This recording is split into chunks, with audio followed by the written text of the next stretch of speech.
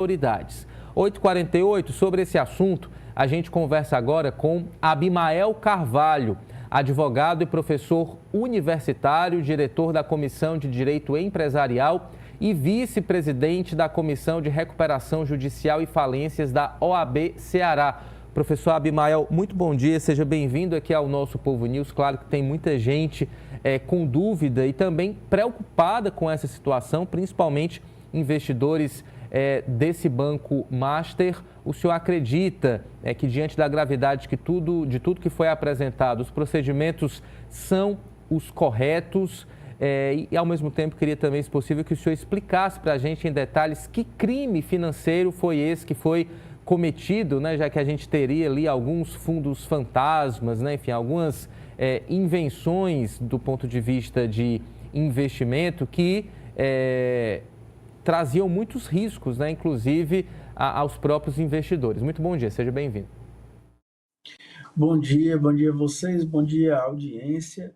É realmente um assunto bem preocupante, porque ele afeta a base, né, a credibilidade de toda a nossa estrutura do sistema financeiro nacional.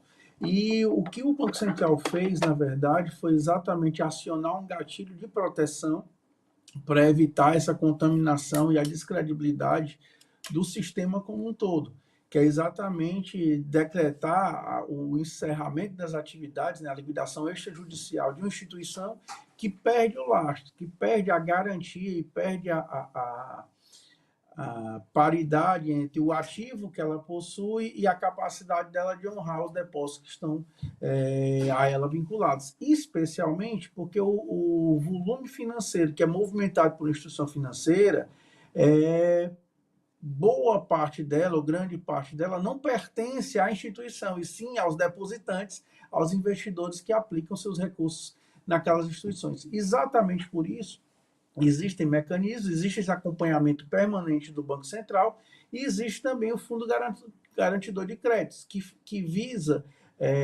assegurar essa imediata satisfação ou tratamento da garantia básica dos investidores, né, que aplicaram e existe um limite, que é o limite de R$250 mil. Então, quem tem investimentos com o grupo Master, tá? A liquidação ela atingiu 4 CNPJs pertencentes ao mesmo grupo. Então, se você tem até R$250 mil, não quer dizer 250 em cada um desses CNPJs, mas no total, seus investimentos até R$250 mil vão ser ressarcidos integralmente, cobertos por esse fundo garantidor de créditos. O que extrapolar isso, aí não, vai ser arcado se houver patrimônio suficiente no banco para saldar essas dívidas no futuro, na mesma forma como acontece no processo falimentar. E você explicou muito bem aí na introdução do assunto, quando você falou que o liquidante ele vai fazer essas apurações, vai fazer esse levantamento e posteriormente quitando de acordo com primeiro credores diretos, depois o fisco e posteriormente os trabalhadores, o fisco e depois os credores da instituição, né? A questão é exatamente essa. E o que de fato, como foi, ou o que a Polícia Federal identificou e o Banco Central para justificar e chegar, né, nessa operação e na prisão dos envolvidos. Desde o ano passado, como você falou, o Banco Master vinha sofrendo já algumas advertências do Banco Central vinculadas à falta de liquidez. O que era isso? A capacidade patrimonial imediata do Banco Master de honrar, né, os levantamentos dos investidores, dos depositantes, era insuficiente para atender isso no momento da demanda. Ou seja, se eu tinha depositado R$100 mil no banco o ano passado e precisasse fazer o saque desses R$100 mil, o banco não tinha como responder e atender a essa demanda imediatamente. Por quê? Porque o que ela tinha de ativo dela, mais o que ela tinha circulando lá dentro, por causa das operações que estavam ou fraudulentas ou em descoberto, eu não teria como honrar esses depósitos, como devolver esse recurso. Os ativos que ela tinha ou eram de difícil liquidez ou nem teriam de liquidez. Tipo, eu tenho uma conta para pagar da Coelce hoje, da Enel, desculpe, né? Denunciei minha idade. Eu tinha uma conta da Enel para pagar hoje e eu só tinha, de R$100, eu só tinha disponível R$50. Por mais que eu tivesse um veículo que valesse R$10.000, hoje eu não conseguiria vender meu carro para pagar meus R$100 de conta de luz. Isso eu não teria liquidez imediata para saldar minha conta, né? O que o Banco Central apurou, que foi mais grave, é que toda essa operação do BRB, ao que parece, tá? Isso aí eu não vou entrar muito na esfera criminal e nem posso também opinar ainda, porque é um objeto de investigação.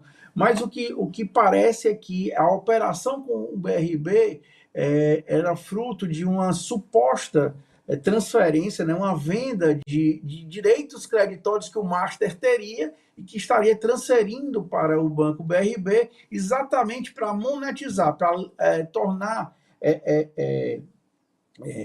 viabilizar essa liquidez imediata para fazer isso. Só que o lastro que ele estava transferindo, a operação que estava sendo desenhada com o Banco de Brasília era baseada na venda de um crédito, de um direito, né, de um direito creditório inexistente. Então, o BRB estava passando 12 bilhões, salvo engano, para o Banco Master, mas, na prática, esses 12 bilhões que eles estavam comprando, que acho que era 50 bilhões a operação, e o banco estava comprando por 12 bilhões, né? Mas esses 50 bilhões não existiam ou eram falsos, né? Não tinham qualquer veracidade. E essa que foi foi o estopim que provocou essa medida do Banco Central, que é uma medida, na verdade, de proteção e um gatilho legal que existe exatamente para garantir a rigidez do sistema financeiro nacional. É isso, né? Banco sem lastro, né? Sem essa liquidez, não tem como funcionar, não tem como continuar. O Banco Central fiscaliza isso, né, de forma constante, né? Inclusive, como o professor disse, já tinha feito alertas, a situação não melhorou, então essa decisão foi tomada. 8h55, o professor Abimael continua aqui